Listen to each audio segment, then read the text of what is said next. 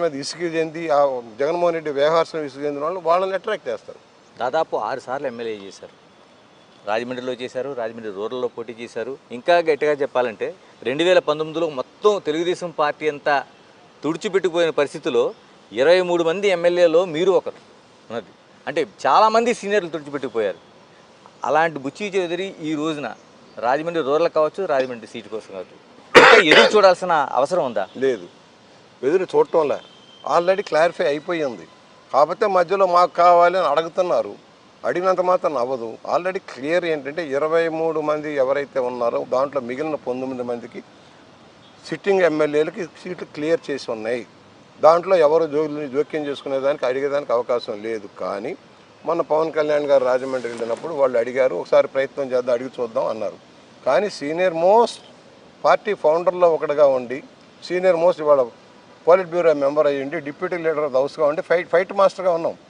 ఇవాళ 6 సార్లు గెలిచాం. ఇంకా వయసు తీర్చా నేనే హుషారుగానే ఉన్నా. వయసు పెద్దది కావచ్చు, కుర్రాళ్ళ కంటే హుషారుగా ఉండి ఇప్పుడు సోషల్ మీడియాలో కావచ్చు, టీవీ డిబేట్లో కావచ్చు, ప్రెస్ మీట్ పెట్టవచ్చు, అసెంబ్లీలో కానీ బయట కానీ పోరాడుతున్నాను కదా. పోరాట శక్తి నన్ను కాదేదానికి అవకాశం లేదు. ఒక కన్ఫ్యూజన్ క్రియేట్ అయింది. కందులు దుర్గేష్ ఏదైతే జనసేన నుంచి ఉన్నాడు, ఆయన స్పష్టంగా నాకు ఒక హామీ ఇచ్చారని చెప్తున్నాడు. దీన్ని ఎలా ఆయన పార్టీ ఆయన హామీ ఇచ్చేయచ్చు, కానీ ప్రధాన ప్రతిపక్షంగా తెలుగుదేశం నాయకత్వం ఉంది, మర్చిపోకండి. ఆయన జిల్లా అధ్యక్షుడు కావచ్చు, బుచ్చి చౌదరి ఏ స్థాయిలో ఉన్నాడు అది కూడా గమనంలోకి తీసుకోవాలి కదా.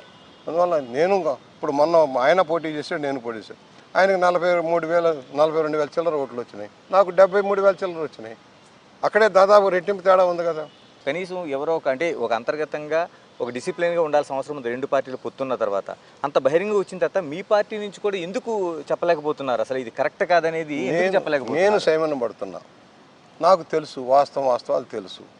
అది అయ్యేవి కావు, పెట్టేవి కాదు. ఆల్రెడీ పార్టీ నిర్ణయించింది, అనౌన్స్ చేస్తారు. చేసేదాకా ఓపిక పట్టలేక ఇది నాదే, నేనెందుకు అనాలి? What I am I know, what is going to be happen I know. నన్ను తెలిసిన వాడిని, స్టేట్లో ఒక పార్టీని ప్రముఖుల్లో ఒకరిని, పార్టీ అసలు senior most leader of the party, మర్చిపోకండి. ఇంకా సార్, రాష్ట్ర పార్టీలో నందమూరి తారక రామారావు గారిని అన్నయ్య అంటే ఆ పిలుపుకి కొంచెం చిన్న అన్నయ్య అని పిలుపు మీకు ఒక్కడికే దక్కింది రాష్ట్ర వ్యాప్తంగా. ఇలాంటి బుచ్చి చౌదరి గారు అంటే ఎమ్మెల్యేగా చేశారు, మినిస్టర్గా చేశారు, ప్రణాళిక బోర్డు ఉపాధ్యక్షుడిగా చేశారు, ఇంకా అనేక పార్టీలో అనేక సెక్టార్లకు మీరు కీ రోల్ వహించారు. ఎందుకని పార్టీ అధినాయకత్వం ఎందుకని ఇంత సస్పెన్స్ ఉంచాల్సిన అవసరం ఉందా? అసలు ఎందుకు జరుగుతుంది? అసలు పొత్తుల గురించి కొంచెం ముందు అనౌన్స్ చేయాలని ప్రయత్నాలు చేశారు. సరే అట్లా కాదు, ఒకేసారి ఎన్ని సీట్లు ఎవరెవరో తేలి చేస్తే పోద్ది, అనవసరమైన కన్ఫ్యూజన్ వస్తుంది.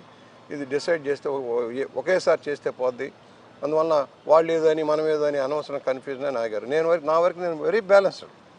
ఇవాళ 42 సంవత్సరాల చరిత్రలో ఎవరైనా నాకు ఏలెత్తి చూపలేరు, ఒక కుల బ్రాండ్ ఇవ్వలేరు. కుల బ్రాండ్ వేస్తే 2,000 ఉన్న కమ్యూనిటీ 2,000 ఓట్లు ఉంటే 4 సార్లు ఎలా గెలిపించారు? చిన్న లబ్ధి పార్టీ వల్ల నేను పొందలే. ఆఖరికి ఇళ్ల స్థలం కూడా నేను పొందలే. ఎవరి చేత మాట అనిపించుకోవాలా, ఎవరి దగ్గర చందాలు దండలా, ఏదో పని చేస్తామని డబ్బులు తీసుకోవాలా. నేను నాది అమ్ముకుంటూ రాజకీయాలు చేశాను, 10 మందికి అండగా ఉన్నాను, పేదవాళ్ళకి అండగా ఉన్నాను. మీకు తెలుసు, పేదవాళ్ళకి ఇలా ఉంటాను, ఇలా ఈ చేతితో ఇచ్చింది ఆ చేతితో చెప్పకుండానే పనులు చేసుకుంటూ వచ్చాం. వాళ్ళు నిలబెట్టారు. ఒక రూపాయి ఖర్చు లేకుండా ఉద్యోగాలు వచ్చాయి చాలామంది. వాళ్ళు ఇవాళ ఒక గురుభావంలో ఒకటి మన జిల్లాల్లో చిన్నన్న పిలుస్తారు, నన్ను రామారావు గారి తమ్ముడుగానే పిలుస్తారు. రామారావు గారు చనిపోయేదాకా సిద్ధాంతం కోసం ఆయనతోటే నిలబడి ఉన్నాను.